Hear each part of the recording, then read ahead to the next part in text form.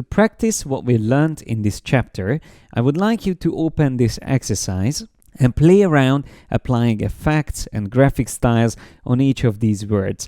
You will be able to select them individually, so each word is a compound path. I set these up already for you.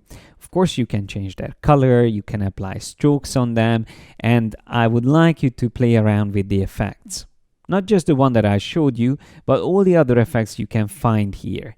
I just warn you that there's many of them, and you can get completely different results by combining them in different ways. So don't stress about it, keep calm and play around with them.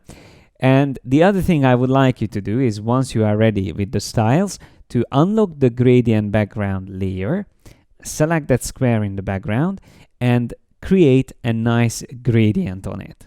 Instead of walking you through how I would do this, I'm just going to try to inspire you a bit, and I will speed it up the way I'm going to apply effects and create the gradient in the background. So have fun, and then see you in the next chapter when we will learn about drawing techniques and tools.